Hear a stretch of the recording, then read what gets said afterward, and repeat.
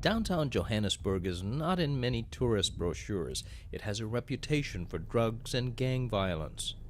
But Rael Lessus thinks that's exaggerated. He was happy to take an American television crew around neighborhoods like Hillbrow.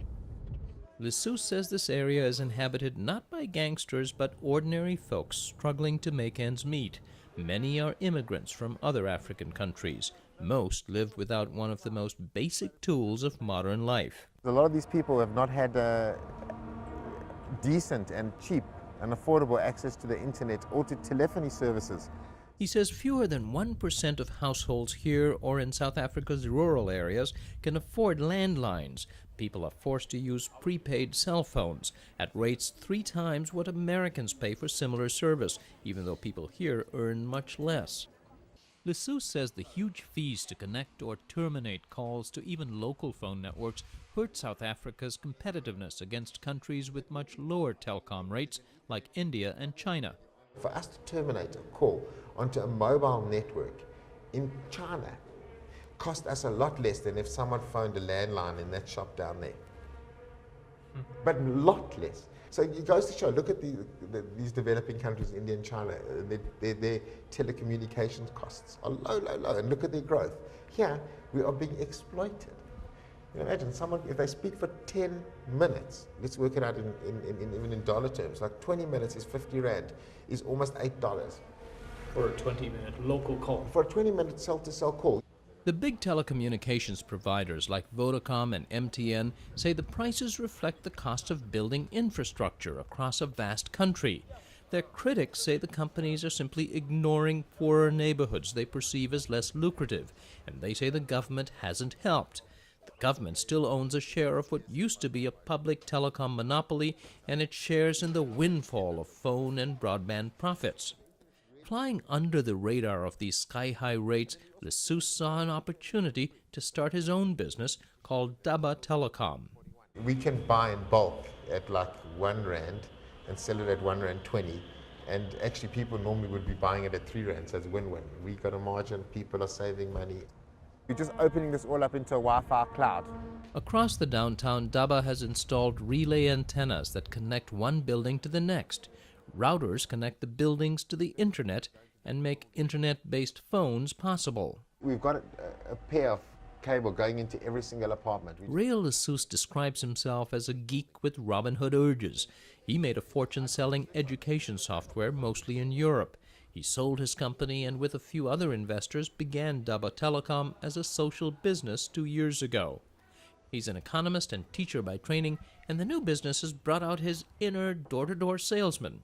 Do you want cheap telephones in your room? He randomly knocks on strangers' doors. Phones are free? The phones are free and then you pay for the internet, but you got to buy prepaid airtime for the phones as well. Daba has placed phones free in about 9,000 apartments. To use them to call cell phones or landlines requires prepaid credit, which is sold at nearby convenience stores. It's how Daba recovers its costs, though Lessus points out Daba cards are far cheaper than the large company ones. For more and more people, phone and increasingly internet connections are making a huge difference. So now we connect to the internet. Lucas Ramagonda is a bus driver with a catering side business. Internet access is essential, he says, but until now, getting online via cell phone connection ate up most of his business profits. And now your business is going to pick up also, your side business. I really hope so. That's my wish. Lucas and his wife, Queen Ramagonda, are most excited for what it means in the future for their son, Mutsidzi. Like there's something that they need from school, we can get it through the internet. One connection at a time, Lessus says the neighborhood is being transformed. In this street, there's probably about 1,500 internet terminals, which is amazing. We'll just go, so there's a huge demand for the internet, so we'll cross over, be careful there, and let's have a look. Collins Moyo owns 2 internet cafes. Without Daba's lower connection rates, he says, he'd have no profit. If, say, I can pay 10 Rand to Telkom, maybe Daba I can pay 2 Rand, so you can say I'm saving 8 Rand. The 80% savings is allowing him to expand to a 3rd store, he says, and Daba is also growing. Our revenue is now growing like quite a lot. It's like probably 30-40% a month now. and now the internet. So I reckon we'll probably break even in the next 4 or 5 months on our running costs, not on our investment, and then it'll probably take another year or so.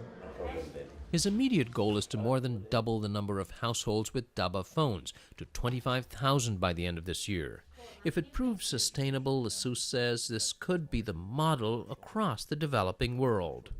You could bring in one bulk connection to the internet. You could distribute it prepaid to your neighborhood, and also you can create a telephone system, and then that person would have enough money to make a nice living and service their users. If such enterprises prove profitable, he says, large companies may be attracted into underserved inner city and rural markets, not just here but in many other countries.